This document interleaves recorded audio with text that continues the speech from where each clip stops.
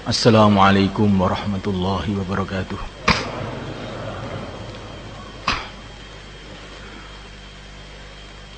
Innal hamdalillah nasta'inuhu wa nastaghfiruhu wa nu'minu bihi wa natawakkalu alayhi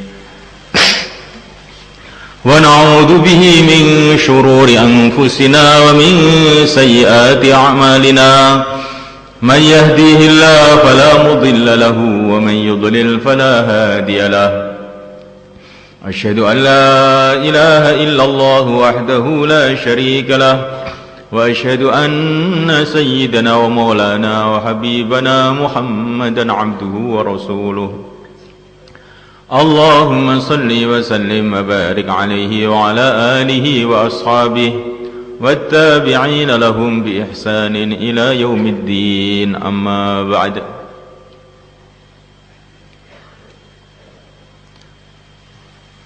Bapak-bapak, ibu-ibu, santri-santri semua, akramakumullah wa rahimakumullah.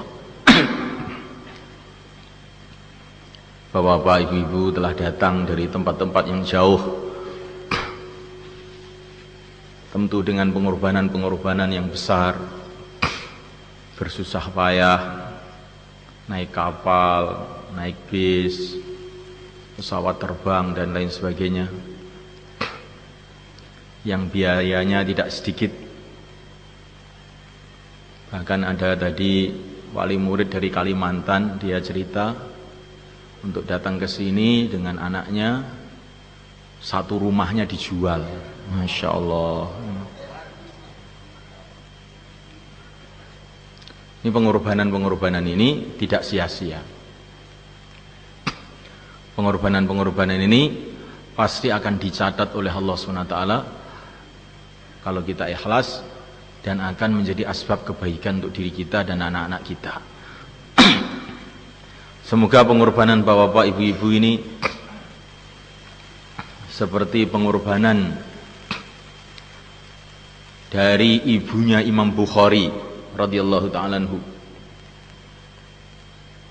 Ibunya Imam Bukhari ini seorang wanita yang kaya raya. Dihabiskan hartanya untuk mengantar putranya dari satu negara ke negeri yang lain, satu negara ke negara yang lain. Putar hampir seluruh dunia, diantar itu anak, sampai hartanya habis. Tapi ternyata semulaikan Allah Ta'ala, habisnya hartanya tadi itu tidak sebanding dengan anugerah-anugerah besar yang telah Allah berikan kepada putranya, yaitu Al-Imam Al-Bukhari radhiyallahu ta'ala anhu. Di mana Imam Bukhari ini ilmunya telah digunakan, telah dibaca, telah diamalkan oleh hampir seluruh umat Islam di seluruh dunia. Tidak ada ulama yang tidak membaca kitabnya Imam Bukhari.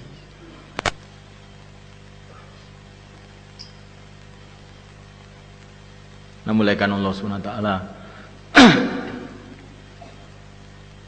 kemuliaan-kemuliaan yang Allah berikan kepada Imam Bukhari ini, tentu orang tuanya juga mendapatkan hasilnya secara sempurna juga di dunia dan akhirat. Semoga kita seperti itu juga semuanya. Sebagaimana yang dalam hadis yang sering kita baca, barang siapa yang membaca Quran wastadharahu, dan dihafalkan, kemudian menghalalkan yang halal, mengharamkan yang haram, maka Allah Subhanahu wa ta'ala akan memberikan dia derajat di sisi Allah, sehingga dia akan diizinkan untuk memberikan syafaat kepada 10 keluarganya yang telah wajib masuk neraka. Jadi satu orang didaftarkan untuk menghafalkan Quran, itu berarti mendaftarkan 10 orang dari keluarganya. Berarti bayarnya harus 10, mestinya begitu.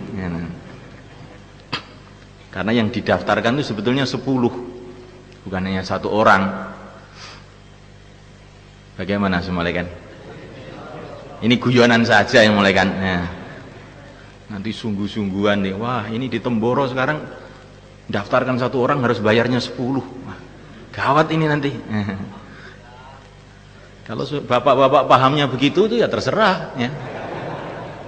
Tapi maksud saya bukan seperti itu. Maksud saya supaya kita ini dalam usaha bagaimana anak kita jadi hafidz Quran. Ini kita ini merasa gembira, bukan ini tidak ada hasilnya. Ini hasilnya nanti kekal di akhirat. Dalam waktu kesulitan di padang mahsyar, orang yang anaknya jadi presiden, anaknya jadi menteri, minta tolong kepada anaknya, kamu dulu kan presiden Indonesia, tolonglah saya. Oh, di sini presiden tidak ada, tidak laku lagi jabatan ini. Kamu dulu kan menteri dalam negeri, masa kamu nggak bisa nolong saya toh nak? Ternyata tidak bisa juga. Lah orang yang anaknya hafidz Quran, masya Allah bergembira. Ngerti begini saya, masya Allah. Dulu saya akan berkorban lebih besar lagi, tidak seperti ini. Semoga seperti itu, insya Allah mulia. Apalagi kalau setelah menjadi hafidz Quran ini terus meningkat lagi sampai jadi orang alim. Yuqalu lil 'abid udkhulil jannah wa yuqalu lil 'alim isfa' lin nas. Orang ahli ibadah dipersilahkan masuk surga, tapi orang alim dikatakan kepada orang alim tadi, silahkan memberikan syafaat kepada manusia, tidak ada batas, bukan 10, menurut derajatnya masing-masing. Ada yang memberi syafaat kepada orang 100, 1000 menurut derajat kealimannya, derajat keimanannya, derajat ketakwaannya, maka dia akan memberikan syafaat kepada orang lebih banyak lagi. Waktu itulah semulaikan Allah Ta'ala kita baru tahu barokahnya, nilainya secara sempurna orang amal agama atau orang yang punya anak mengamalkan agama, memperjuangkan agama. Namulaikan Allah Subhanahu Wa Ta'ala.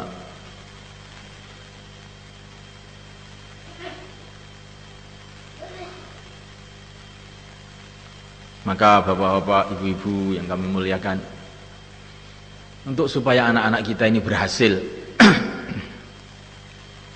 sukses, bisa menjadi anak-anak yang soleh, anak-anak yang hafidz Quran, anak-anak yang alim, itu ada usaha-usaha yang telah dicontohkan oleh para nabi, para rasul, para sahabat, para ulama-ulama yang dulu. Kalau kita ini ingin berhasil, ingin sukses, maka ikut orang-orang sukses itu. Allah telah bercerita dalam Al-Quran keluarga yang sukses, yang menurunkan orang-orang hebat.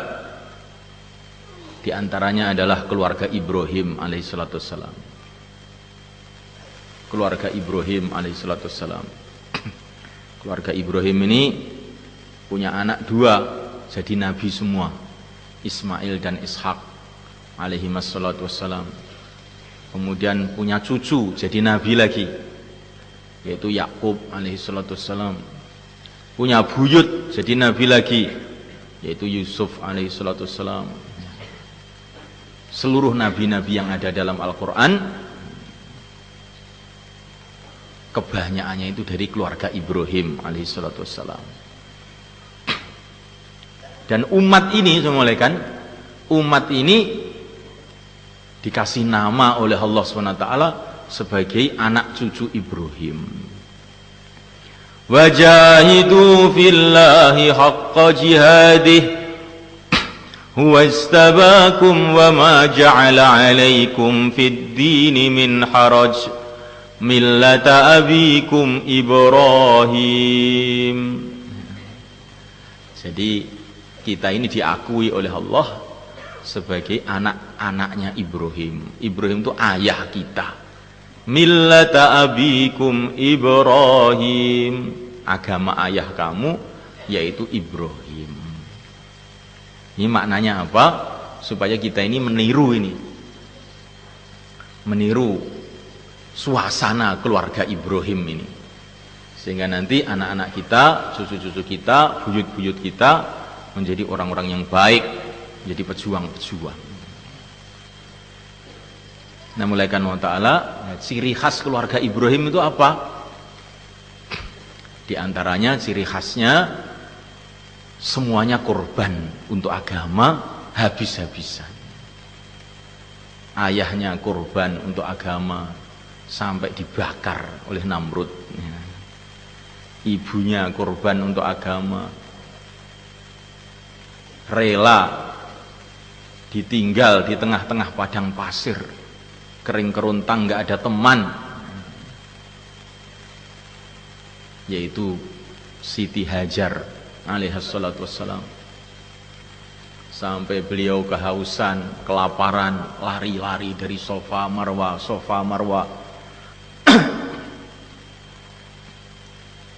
Dan ini diabadikan sehingga seluruh orang yang haji, siapa saja, apa itu nabi, apa itu rasul, apa itu wali-wali, semua orang Islam kalau haji harus merenungi ini pengorbanan Hajar, lari-lari dari Safa dan Marwa. Inna Safa wal Marwata min sya'airillah faman hajjal baita aw i'tamara fala junaha alaihi ay yattawafa bihima wa man tatawwa'a khaira fa innallaha syakirun alim. Kalau kita haji itu semua orang baca ayat itu. Allah berfirman bahwa Safa dan Marwah ini syiar agama Allah. Syiar itu perkara yang agung, tanda kehebatan agama Allah. Padahal ini namanya Safa dan Marwah ini gunung batu kecil saja, dibanding Gunung Lawu nggak ada apa-apanya.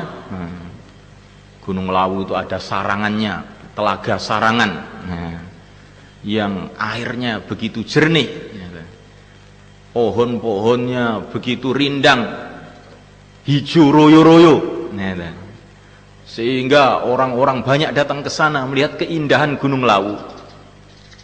Tapi tidak disebut Gunung Lawu syiar agama Allah. Apalagi di India, Himalaya lebih besar lagi, tidak ada Himalaya syiar agama Allah.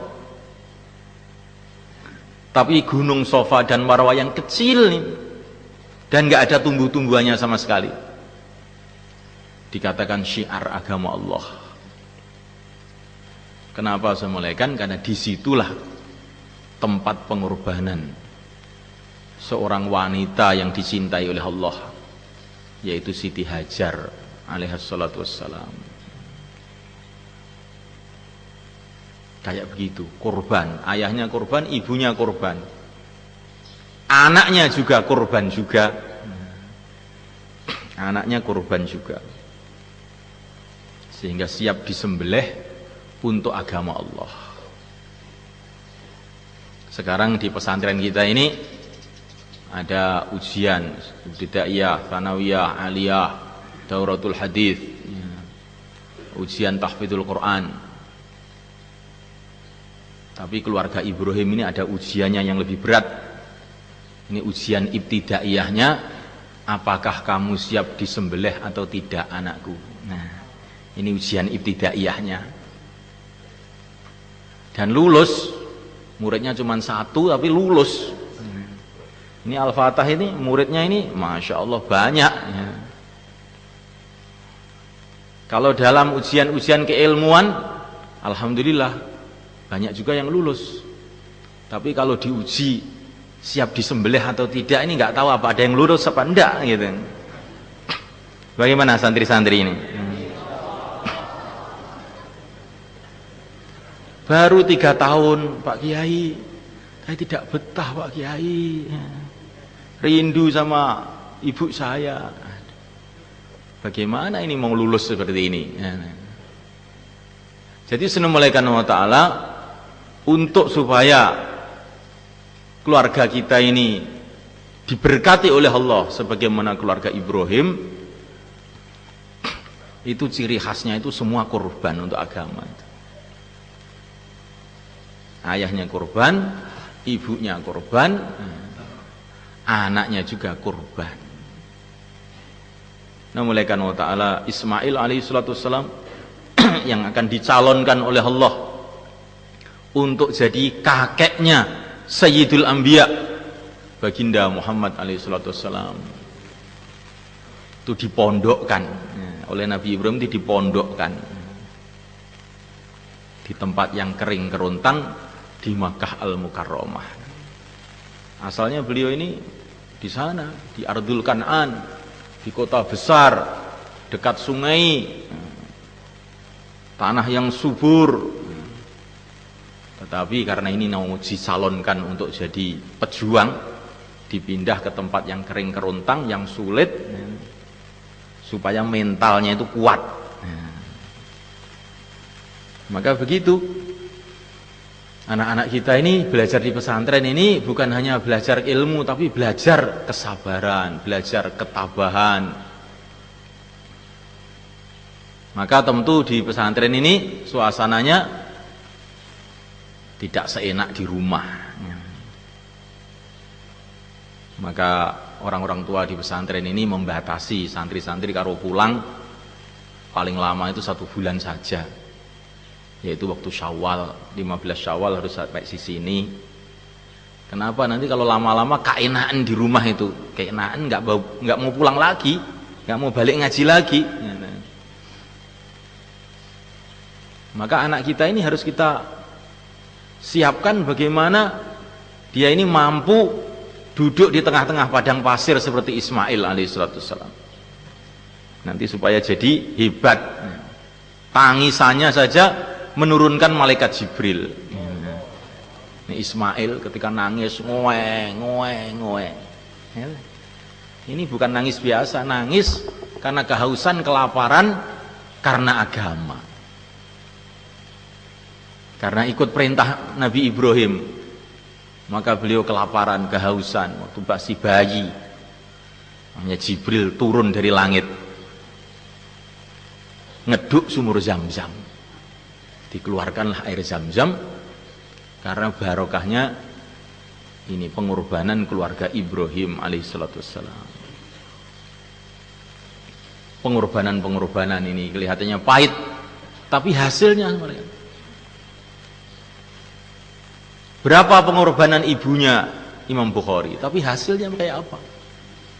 1000 tahun lebih. Masya Allah. Ibunya Imam Bukhari ini tersenyum-senyum tok nih di kuburnya. Di Temboro, qolal Imam Bukhari, dia dapat pahala. Setiap ada orang nyetak kitab Bukhari dapat pahala. Setiap ada orang baca hadis Bukhari dapat pahala. Ibunya dapat pahala, ayahnya dapat pahala. 1300 tahunan. Ini abad kedua Imam Bukhari itu. Masya Allah. Tidak rugi ternyata mengorbankan seluruh hartanya untuk mendidik anaknya ini.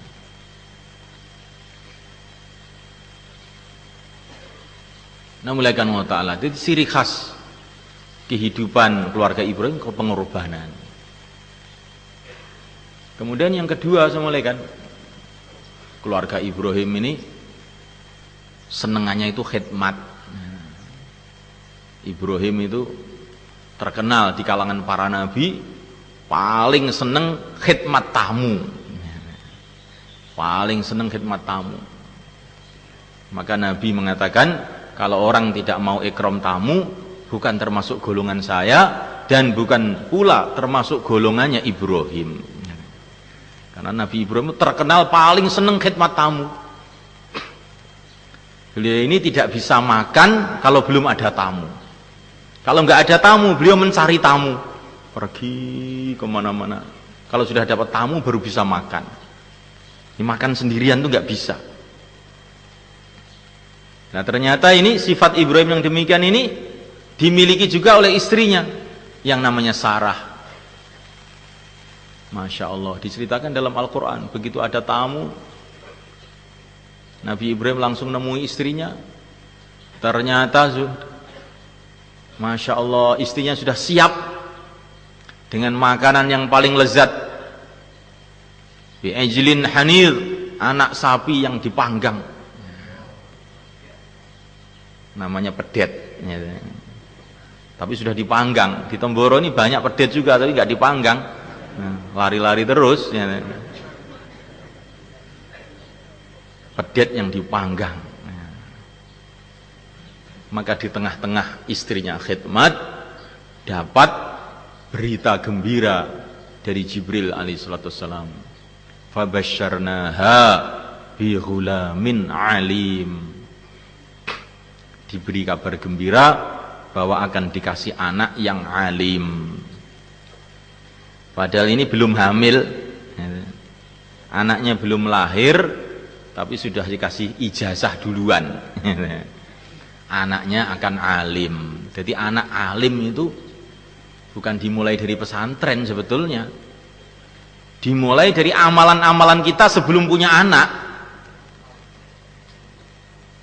Kalau itu sudah kelewat Pak ya. Maka sekarang dikodok. Harus dikodok ini. Ngodoknya bagaimana? Keluar 4 bulan. Ini diantara cara ngodoknya itu.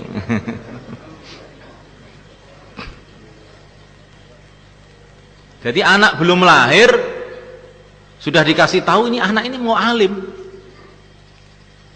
Maka lahirlah anak namanya Ishak. Ishak itu terjemahnya bahasa Indonesia itu tertawa. Tertawa. Gembira gitu.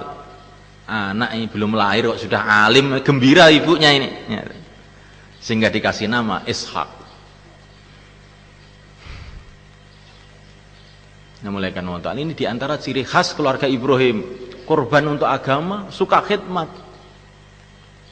Maka kita ini kalau ada tamu-tamu di rumah kita, tamu di masjid kita, coba istri kita suruh khidmat.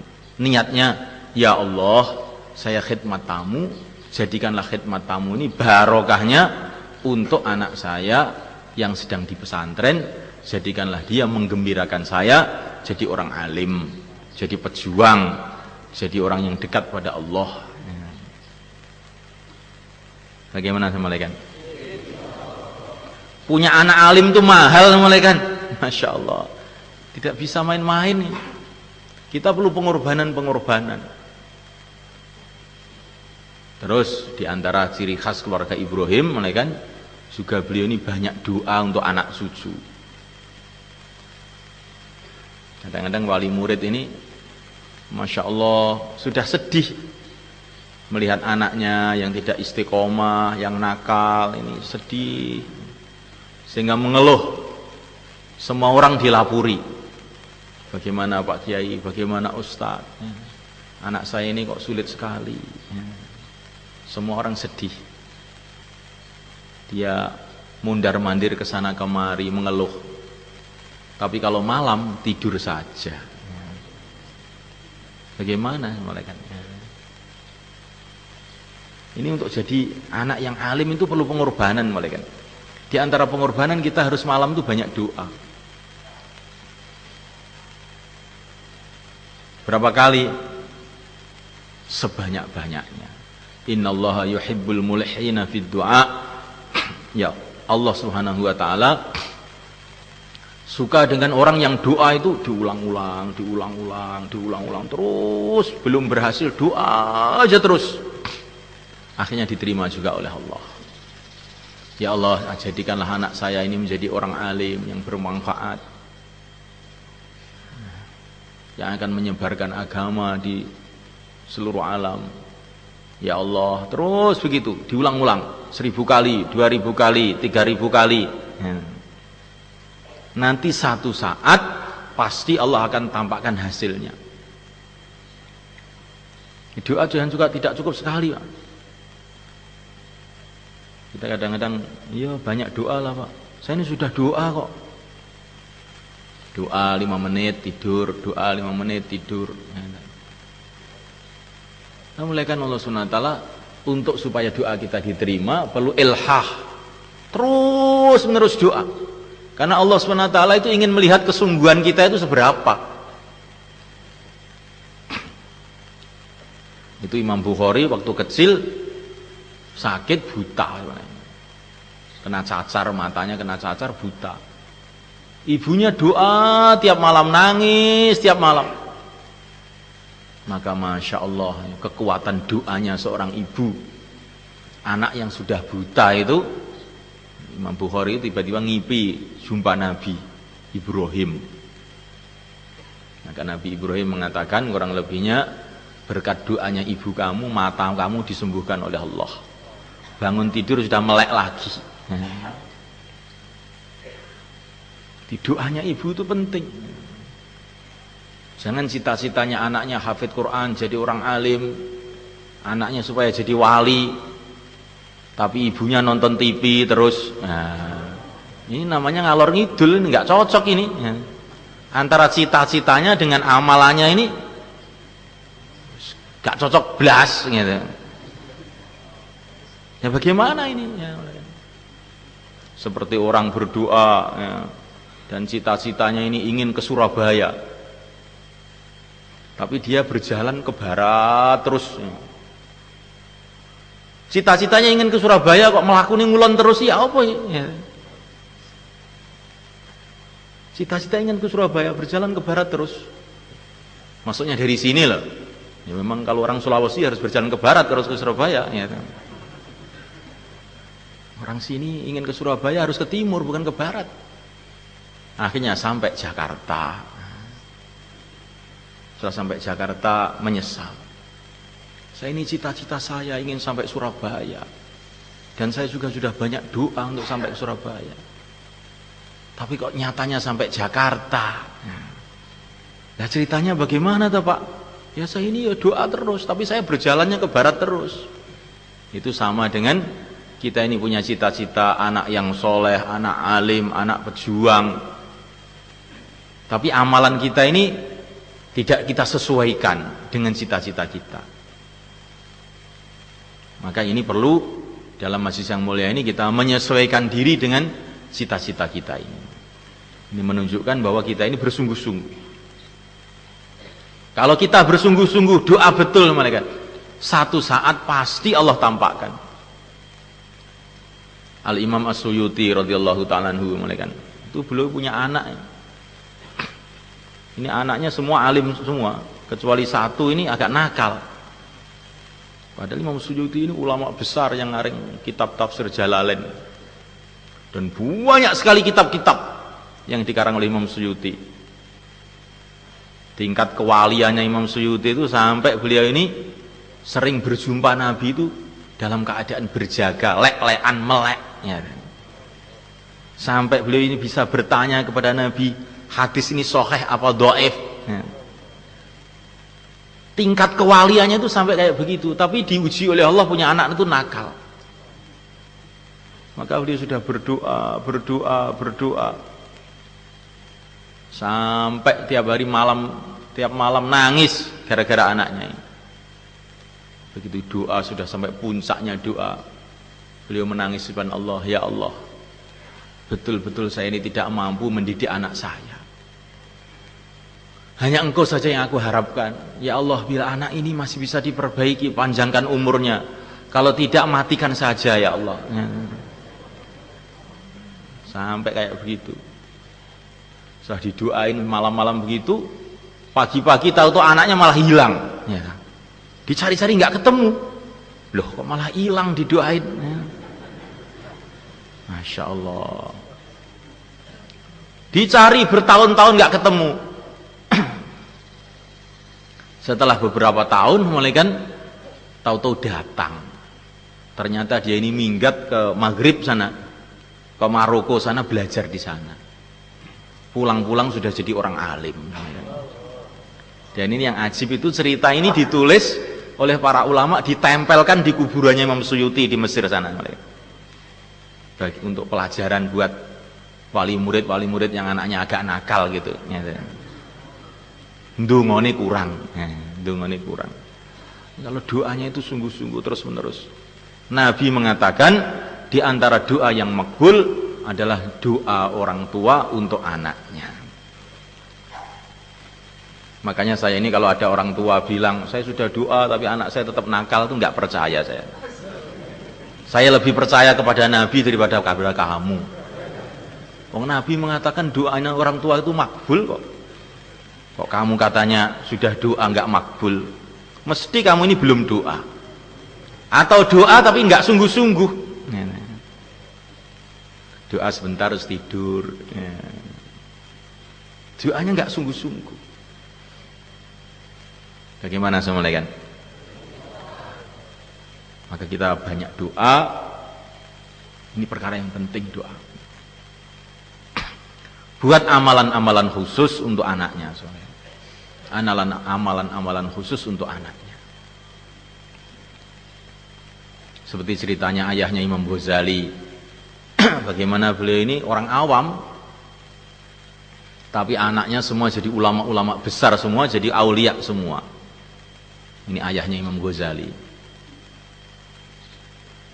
Beliau ini penjual manisan. Tapi kalau beliau melihat orang-orang yang sedang ngaji, beliau ini terenyuh nangis.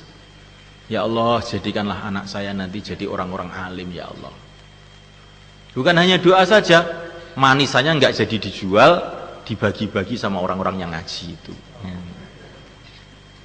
Masya Allah. Di doa dan korban. Akhirnya punya anak dua-duanya jadi alim besar semua. Yang paling terkenal adalah Al-Imam Al-Ghazali rahimahullah, yang ilmunya sudah hampir 1000 tahun dipelajari di seluruh dunia. Bagaimana semuanya? Insyaallah kita niat semuanya. Dan yang lebih penting lagi semuanya, ini semuanya ini kalau kita ini punya niat dan cita-cita. Karena ini wali murid ini kadang-kadang ini cita-cita ini belum punya gitu. Sehingga nanti kalau anaknya sudah 6 tahun di sini, sudah mungkin dianggap terlalu lama di pesantren, ya. Maka pikiran orang tua itu berubah. Maka kirim surat ke pesantren atau ngutus orang ke pesantren untuk mamitkan anaknya. Kenapa kok belum selesai, belum tamat kok dipamitkan? Ya orang tua, sudah sakit-sakitan. Maka anak dipinta pulang untuk khidmat orang tua. Nah kalau orang tua ini cita-citanya seperti ini namanya cita-citanya tuh anak mau dijadikan perawat saja. Bukan mau dijadikan ulama kalau begini ini.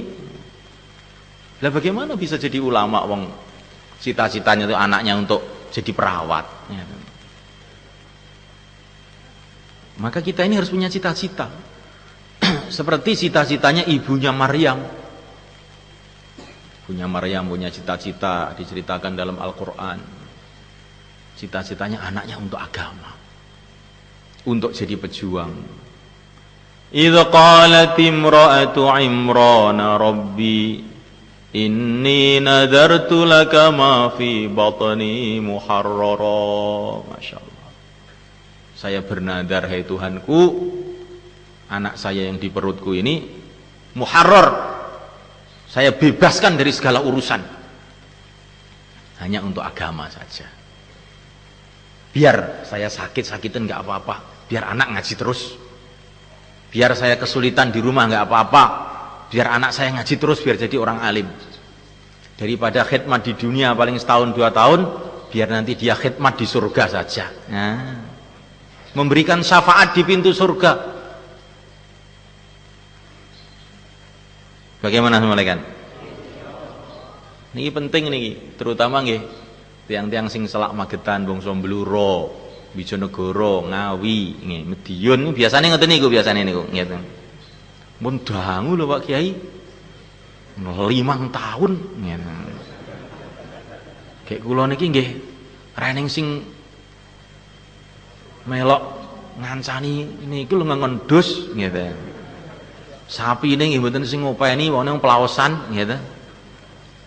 Sapi ini gak ening sing ngopeni. Lah iki kiai niki mikir ben anake iki dadi ulama, Lah bapake mikir ben anake angon sapi. Lah piye iso jalan ngeten iki? Ngeten. Akhirnya anaknya bingung. Gitu. Jadi sudah mulai karena Allah Ta'ala, kita ini harus punya cita-cita yang dhuwur, yang tinggi, cita-cita yang tinggi. Bagaimana anak jadi ulama? Itu ceritanya Mubed ini, yang baru dari Nizamuddin, ketemu Maulana Ilyas Barabangkawi yang nahkik Hayatus Sahabah. Beliau itu nahkik Hayatus Sahabah, satu kitab ini saja waktunya itu 16 tahun.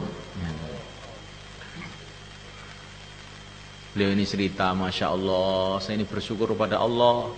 Ayah saya ini orang awam, nggak ngerti apa-apa, tapi anak-anaknya jadi ulama. Nah kita ini harus bercita-cita seperti itu. Walaupun kita ini orang awam, nggak pernah pesantren, tapi punya cita-cita. Anaknya jadi ulama, anaknya jadi orang yang dekat pada Allah. Karena Imam Bukhari itu ayahnya, ibunya orang awam juga. Imam Ghazali begitu juga. Tapi karena ada cita-cita, ada tangisan, pengorbanan, doa, akhirnya anaknya jadi orang-orang hebat. Bangun rumah itu penting mulai kan. Tapi bangun anak lebih penting lagi. Bangun anak lebih penting lagi. Kalau anak kita ini jadi ulama, insya Allah nanti punya rumah. Gak usah dipikirkan rumahnya. Ya. Gak ada ceritanya orang yang mengamalkan agama sungguh-sungguh terus kelaparan, gak ada. Lihat ulama-ulama zaman dulu itu, apa mereka kelaparan? Enggak. Jadi kita ini harus yakin bahwa kalau anak saya jadi orang alim, anak saya jadi orang yang dekat pada Allah, nanti dia hidupnya akan sukses kalau betul-betul diamalkan. Sehingga kita ini doanya itu sungguh-sungguh, nangisnya waktu malam itu sungguh-sungguh, pengorbanannya itu juga sungguh-sungguh. Gitu semulaikan. Ada seorang Madinah namanya Farrukh. Dia ini orang kaya, punya uang itu 1 karung semulaikan. Zaman dulu nggak ada bank, nggak ada apa-apa. Lah uangnya 1 karung itu dipendem di bawah tanah. Kemudian bilang sama istrinya, saya sekarang mau keluar di jalan Allah. Ini uang ini 1 karung saya pendem di sini, kamu jaga ya. Maka dia keluar jalan Allah. Dikira istrinya ya, waktu itu istrinya sedang hamil. Dia keluar jalan Allah. Ternyata keluarnya itu lama sekali, nggak pulang-pulang. Sampai berapa bulan keluarnya? 24 tahun keluar itu. Sampai di pojok dunia sana. Setelah 24 tahun pulang ke Madinah, dia ke masjid dulu. Maka dia heran, orang-orang tua-tua sudah pada mati semua, kok khotibnya kok lain, kok anak muda jadi khotib. Khotibnya Masya Allah, suaranya bagus, indah. Nggak ngerti dia, ini siapa, belum kenal saya. Waktu saya keluar ini anak ini belum lahir, yang jelas ini. Sebetulnya itu anaknya dia itu yang waktu dia keluar di perut ibunya sudah jadi ulama besar, namanya Robi'ah, gurunya Imam Malik. Maka sebelum dia pulang dengarkan taklim di masjid itu, saya seneng, Masya Allah, kok ada ulama yang sehebat ini. Akhirnya dia pulang. Setelah pulang, loh kok ternyata ulama itu tadi kok di rumah dia. Maka dia terkejut, wah ini berarti ngawini istri saya ini anak ini. Orang masih punya suami kok dikawini, bagaimana ini? Maka dia langsung marah, pedangnya dihunus. Maka sama istrinya dikata, kenapa kamu marah-marah? Ini anak, kenapa dia masuk di sini? Ini kan rumah saya, kamu istri saya. Ini siapa ini masuk di sini? Maka istrinya, itu anak kamu, katanya. Maka dia nangis. Lah duduk lama-lama di rumah dan tanya sama istrinya, Lah uang saya 1 karung itu dulu di mana? Maka istrinya bilang, sekarang saya suruh pilih kamu. Pilih anak yang alim seperti Robi'ah itu, apa pilih uang 1 karung? Ya milih anak alim toh, katanya. Itu uang 1 karung sudah saya habiskan semua untuk membiayai anak kamu itu. Ya sudah lah gitu, katanya. Jadi sudah mulaikan Allah SWT. Jadi untuk supaya punya anak yang soleh, anak alim itu perlu pengorbanan dan perlu cita-cita. Pengorbanan itu akan mudah kalau orang itu punya cita-cita. Bangun malam itu akan mudah kalau orang itu punya cita-cita, anaknya pengen jadi orang hebat, pengen jadi orang yang dekat pada Allah, jadi pejuang, jadi orang yang menyebarkan agama Allah. Begitu semua kan.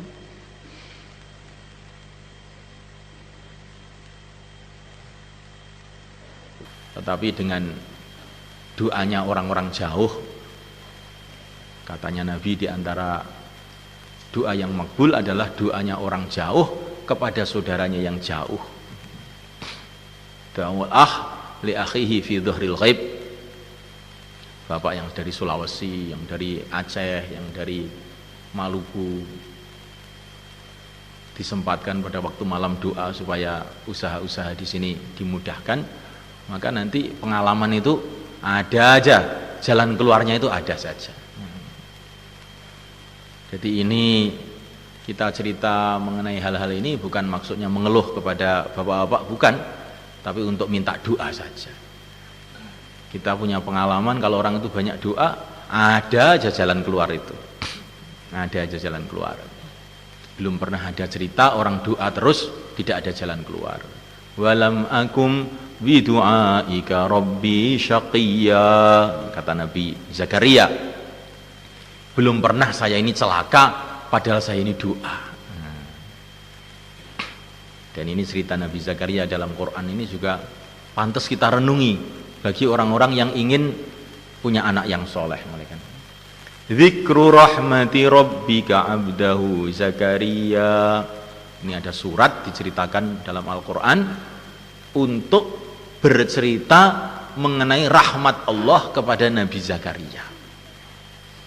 Allah bercerita dalam ayat ini bagaimana Allah akan memberi rahmat kepada Nabi Zakaria. Maka rahmat Allah yang begitu banyak datang kepada Nabi Zakaria dimulai dengan doa. Idznada rabbahu nidaan khafiyya. Malam hari beliau doa merintih-rintih kepada Allah Subhanahu wa taala. Ringkasnya minta anak yang soleh. Akhirnya dikasih anak, yaitu Nabi Yahya alaihi salatu wassalam. Jadi ringkasnya ini doa ini penting sudah. Orang-orang yang hebat-hebat, orang-orang yang sukses dalam agama ini senantiasa itu awalnya itu karena mereka itu tawajuh pada Allah, awalnya itu mereka itu berdoa, akhirnya datang macam-macam kebaikan. Maka kita ini doa lagi dan doa lagi. Nah, mulaikan Allah Subhanahu wa taala. Saya kira itu yang bisa saya sampaikan. Ini sudah jam 12 mulaikan. Kalau Bapak ingin masih mendengarkan pengajian-pengajian lagi, ini di masjid ini tiap hari ada bayan terus. Bayan subuh, bayan asar, bayan maghrib, tiap hari ada bayan terus. Kalau masih ada di sini sehari, 2 hari, 3 hari, boleh juga ikut program-program di sini. Tapi bayan-bayan, penjelasan-penjelasan tadi harus kita simpulkan untuk kesuksesan diri kita dan anak-anak kita, dan juga untuk kesuksesan perjuangan umat. Kita perlu banyak doa, banyak berkorban. Dan satu lagi yang perlu lagi kita pikirkan, kalau kita ingin anak-anak kita sukses, coba kita juga memikirkan anak-anaknya orang lain. Kata para ulama, kenapa ulama-ulama dulu itu anaknya jadi orang-orang alim? Di antara sebabnya karena ayahnya itu senantiasa memikirkan anaknya orang lain. akhirnya pertolongan Allah datang kepada anak dia sendiri. Maka kita dengan memikirkan anaknya tetangga kita, memikirkan anaknya umat Islam. Itu di Pakistan dulu ada orang namanya Bhai Quraisy. Beliau ini termasuk orang tua dakwah di Pakistan, Quraisy. Dan dia ini punya anak namanya Ihsanul Haq, buweling ini anaknya, nggak mau ngaji. Sehingga beberapa orang itu negur kepada ayahnya, Tuan ini dakwah ke sana kemari, mikirkan sana kemari. Tapi anak Tuan sendiri ini nggak mau ngaji. Bagaimana? Maka Quraisy ini nangis.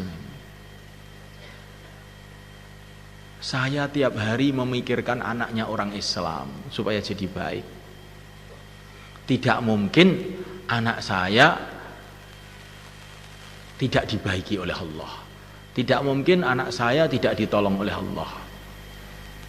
Karena Allah sudah berjanji lewat nabinya, kalau orang itu membantu saudaranya akan dibantu oleh Allah. Ketika dia mengatakan seperti itu, tahu-tahu Ihsan ini pikirannya berubah, saudara. Tahu-tahu ngaji, sekarang jadi ulama, masya Allah, yang tanggung jawab pesantren besar di sana. Jadi sunnah malaikat Allah Ta'ala, kalau kita ini memikirkan orang-orang lain, ini barokahnya juga kepada anak-anak kita. Seperti ceritanya Maulana Ishaq, ayahnya Sunan Giri, nggak pernah jumpa anaknya karena beliau dakwah di sana, di Aceh sana, kemudian meninggalnya di Malaysia katanya. Nggak pernah jumpa anaknya, tapi karena ayahnya ini fikir agama, akhirnya anaknya dijaga oleh Allah, sehingga walaupun nggak pernah jumpa ayahnya, akhirnya jadi alim besar, Sunan Giri, menyebarkan agama di tanah Jawa. Ini cerita-cerita yang perlu kita renungi. Jadi dengan kita memikirkan orang lain, kita ini ada niat juga, ya Allah, dengan saya memikirkan orang lain ini, jagalah keluarga saya, terimalah anak saya. Insyaallah malaikat. Kalau ada orang-orang di halkah kita, di tempat kita, anaknya perlu dibantu, kita bantu, masya Allah. Dan diniati, karena amal itu menurut niatnya, diniati supaya bantuan-bantuan ini mendatangkan bantuan Allah kepada anak-anak kita.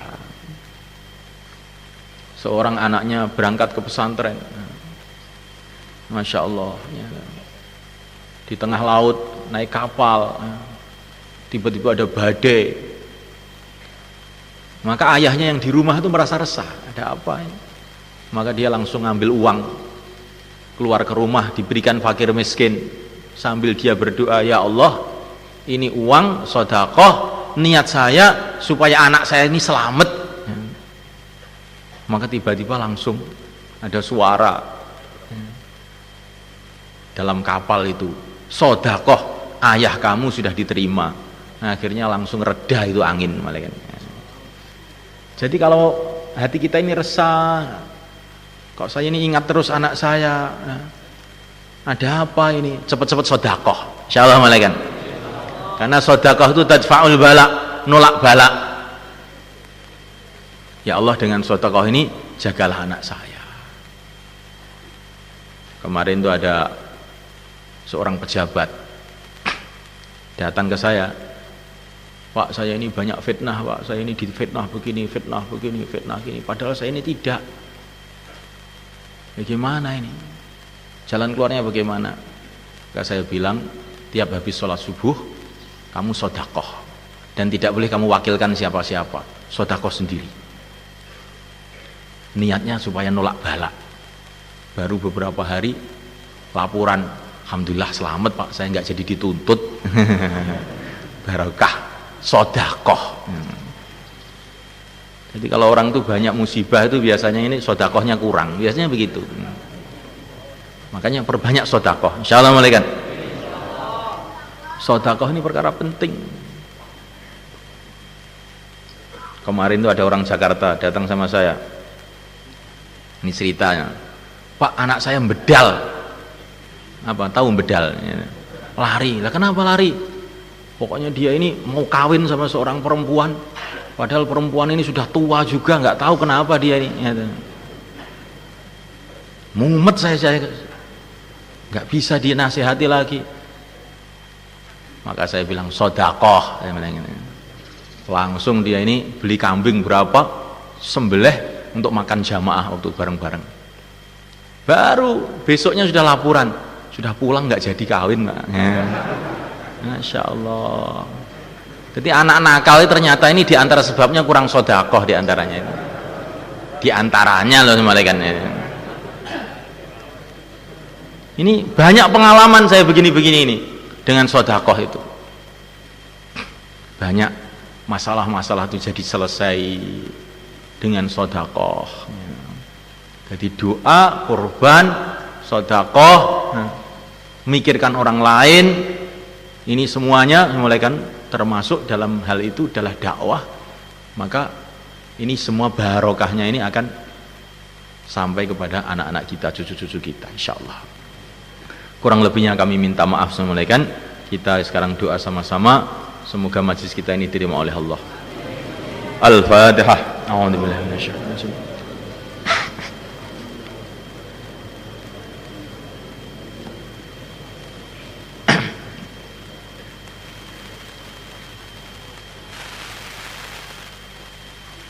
Allahumma salli wa sallim wa barik ala Sayyidina Muhammad wa ala ali Sayyidina Muhammad kama sallaita wa sallamta wa barakta ala Sayyidina Ibrahim wa ala ali Sayyidina Ibrahim fil alamin innaka Hamidum Majid. Rabbana zalamna anfusana wa illam taghfir lana wa tarhamna lanakunanna minal khasirin. Nas'aluka min khairi ma sa'alakahu nabiyyuka Muhammad sallallahu alaihi wasallam wal anbiya wal mursalun wal malaikatul muqarrabun wa ibadukas salihun. Nas'aluka ya Allah bi annaka antallah al ahadus samadul ladzi lam yalid wa lam yulad wa lam yakul lahu kufuwan ahad an taghfir lana khatayana wa tuyassira umurana wa taqdiya hajatina wa tu'ammina rawatina wa tastura awratina wa tahdiyana wa tahdiya bina وتجعلنا سببا لمن اهتدى.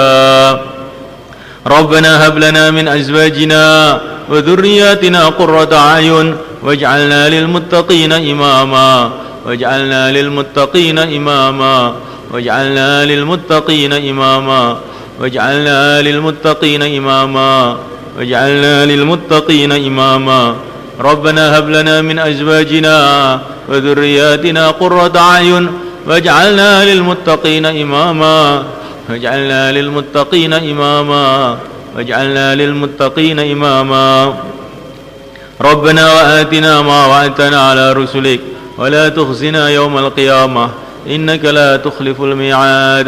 اللهم أفض علينا من بركات آل إبراهيم عليه السلام. اللهم أفض علينا من بركات آل عمران عليه السلام. اللهم أفض علينا من بركات آل داود عليه السلام. اللهم أفض علينا من بركات آل سيدنا مولانا وحبيبنا محمد صلى الله عليه وسلم. اللهم أفض علينا من بركات مشايخنا الكرام والأولياء العظام بدون محنة ولا بلية بمجرد فضلك العظيم وبشفاعة رسولك الكريم إنك أنت الله البر الرحيم.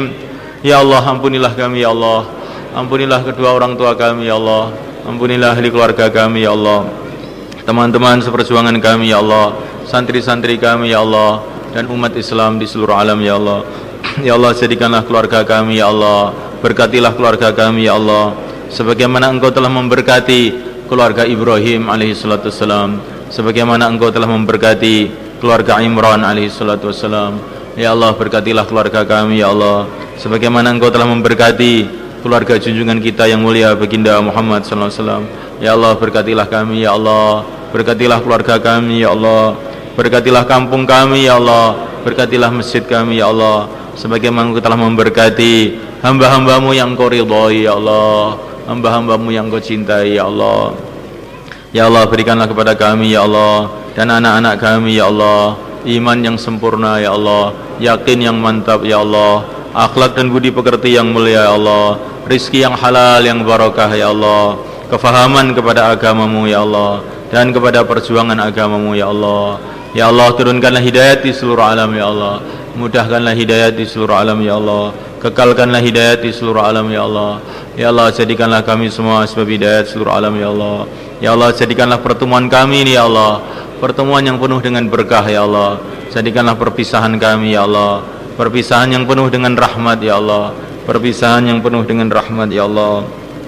Ya Allah, pandanglah kami ya Allah, pandanglah anak-anak kami ya Allah, pandanglah keluarga kami ya Allah dengan kasih sayang-Mu ya Allah, dengan rahmat-Mu ya Allah, dengan berkah-Mu ya Allah. Ya Allah, Engkau mengetahui masalah-masalah kami ya Allah, Engkau mengetahui kesulitan-kesulitan kami ya Allah, Engkau mengetahui kesedihan kami ya Allah.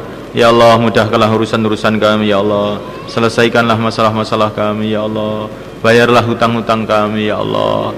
Ya Allah, jadikanlah anak-anak kami ya Allah di anak-anak yang soleh ya Allah, yang mengamalkan agamamu ya Allah, memahami agamamu ya Allah, memperjuangkan agamamu ya Allah, menyebarkan agamamu di seluruh alam ya Allah. Ya Allah, jagalah kami semua ya Allah, jagalah anak-anak kami ya Allah, anak cucu kami sampai hari kiamat ya Allah. Jagalah semuanya ya Allah, jagalah imannya ya Allah, jagalah amalannya ya Allah, jagalah harta bendanya ya Allah, jagalah kehormatannya ya Allah. Ya Allah, jagalah semuanya ya Allah, jagalah dunianya ya Allah, jagalah akhiratnya ya Allah, jagalah semuanya ya Allah, sebagaimana Engkau telah menjaga ya Allah para nabi, para rasul, para sahabat dan para wali-walimu ya Allah. Rabbana atina fid dunya hasanah wa fil akhirati hasanah wa qina adzabannar. Wa sallallahu wasallam wa baraka ala sayyidina maulana Muhammad wa ala alihi wa ashabihi ajma'in. Alhamdulillahirabbil alamin. Kurang lebihnya kami mohon maaf semulakan Bapak-bapak, Ibu-ibu kan atas kekurangan-kekurangan penyambutan kepada Bapak-bapak semua. Mohon maaf yang sebesar-besarnya, dan nanti khidmat dulu. Setelah khidmat baru kita sholat duhur berjamaah di sini. Dan bagi ibu-ibu atau santri-santri putri, sholatnya bisa di situ atau sholatnya bisa di kompleknya masing-masing juga. Di sana ada, karena mungkin tempat wudhunya kurang di belakang, bisa nanti sholat di kompleknya. Mau kalau sholat di sini juga boleh. Nah. Oh, santri putri khidmatnya langsung di kompleknya ternyata ya. Santri putri khidmatnya di kompleknya. Nah, wali muridnya komplek khidmatnya di sini. Santri-santri putra juga khidmatnya di sini. Sebelah utara nanti santri-santri. Sebelah utara. Wali murid sebelah selatan.